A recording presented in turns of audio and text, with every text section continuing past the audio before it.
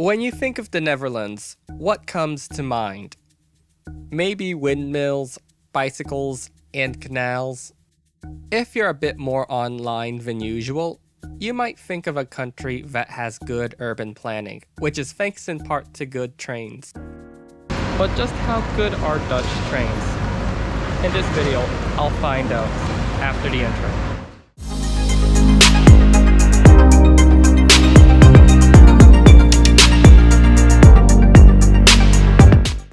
Hello and goeiemorgen from Amsterdam, the Netherlands. Right now, I am outside Amsterdam Central station where I'm about to take a trip on the Dutch railways. From Amsterdam Central, we will be taking the Intercity Direct over to Rotterdam Central. Overall, this trip is expected to take 45 minutes and will cover a distance of approximately 70 kilometers. Amsterdam Central first opened in 1889 and today serves as the main train station of the aforementioned city. Amsterdam Central is also served by 4 out of the 5 lines of the Amsterdam Metro. For this trip, I used a Holland travel ticket. The ticket is valid for 1 day and is not only valid for the trains, but also the metros, buses, trams, and public ferries. The ticket covers the entire country of the Netherlands. The off-peak Holland travel ticket costs 48 euros, while the ones that allow for peak hour travel costs 70 euros. Wanting to save some money, I opted for the off-peak Holland travel ticket. However, since I bought the ticket during what is considered peak hour, I had to wait a while before I could get on a train. Thus, I decided to use that time to explore the area around the train station a bit. At the north side of the station, you will find ferry services that will take you across a body of water known as the IJ. The ferries are free of charge and come frequently.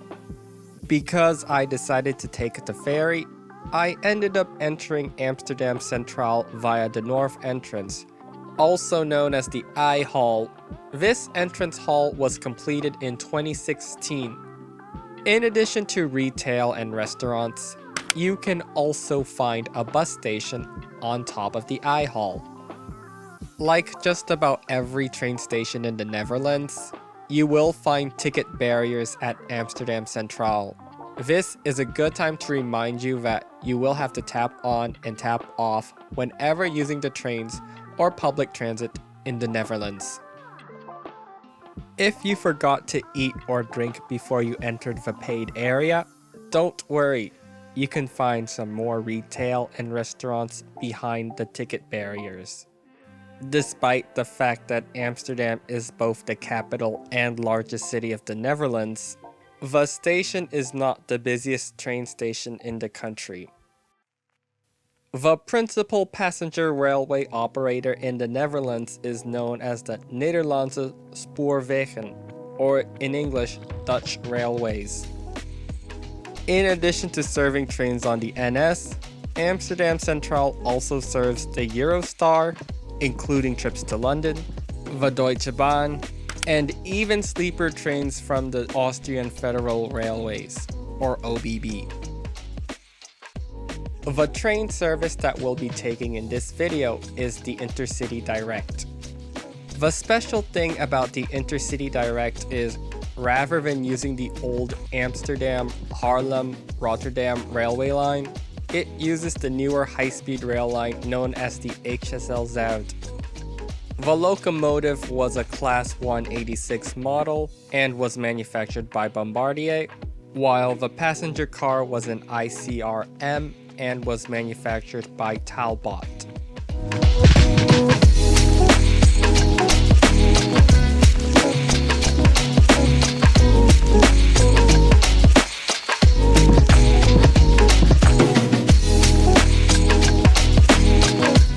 The train departs from Amsterdam Central at 9:19 a.m.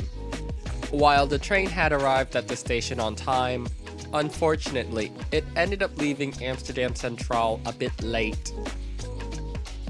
On my way out of Amsterdam Central, I got some good views of the other train types that NS operates, as well as a train from the OBB Nightjet.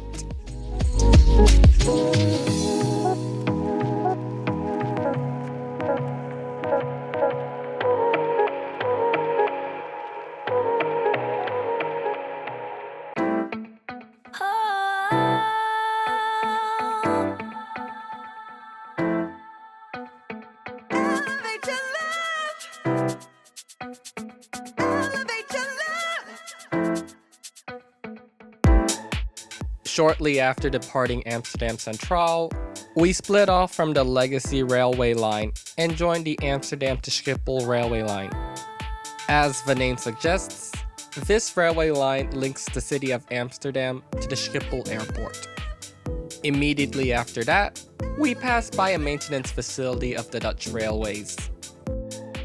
There, I got even more good views of the various trains the NS operates.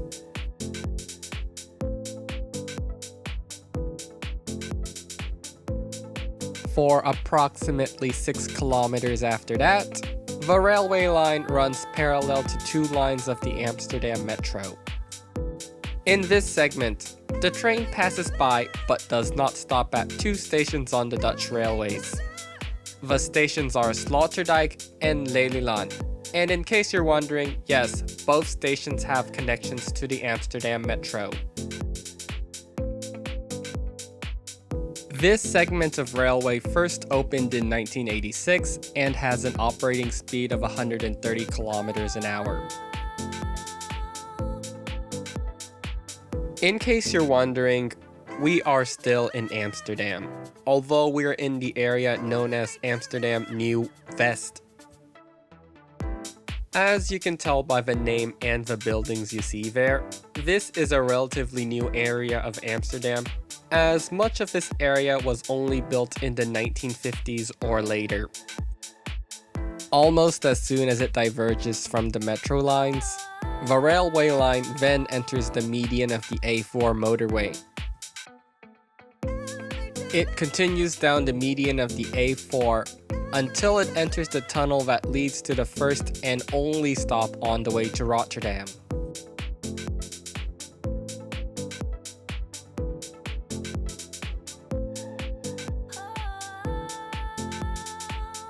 Skipple Airport station is the only station the train stops at on the way to Rotterdam, and it serves the Amsterdam Airport Schiphol. The Schiphol Airport is the main airport of Amsterdam. However, the airport is well connected to the rest of the Netherlands thanks to frequent connections to cities throughout the Netherlands. Also, the Schiphol Airport station is well placed in the Dutch railway network.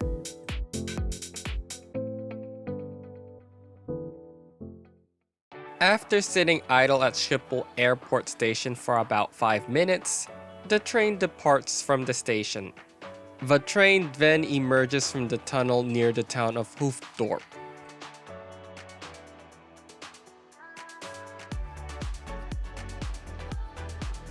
Shortly after that, we then enter the HSL-Zuid. The HSL-Zuid is a high-speed rail line that runs from near Schiphol Airport all the way down to the Belgian border.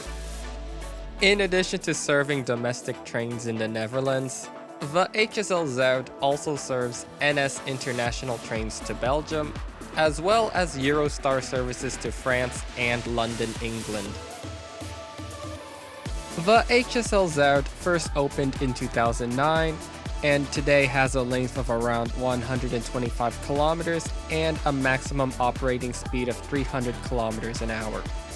However, the train would go nowhere near that fast since it had a top speed of 160 kilometers an hour. Additionally, temporary speed restrictions were put in place on the high-speed line thanks to cracks found on various structures of it.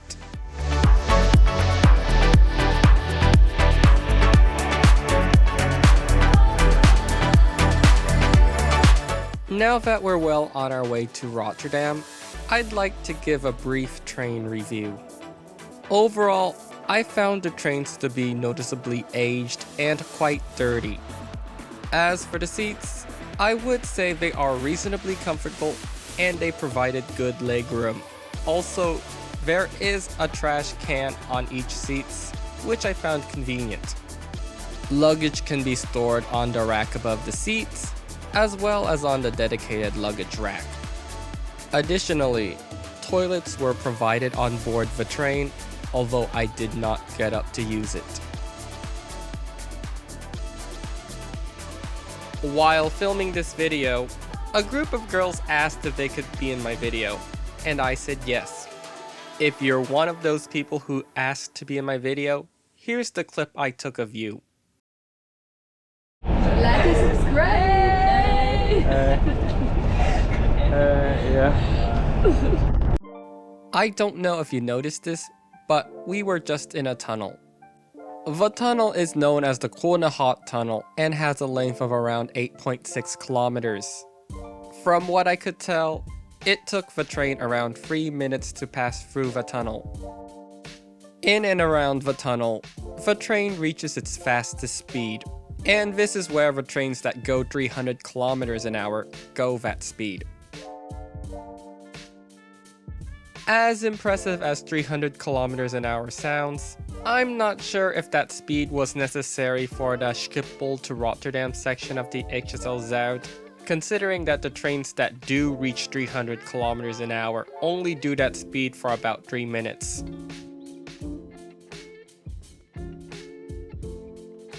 Not long after passing the Coola Hot Tunnel, we then pass through what appears to be an industrial area.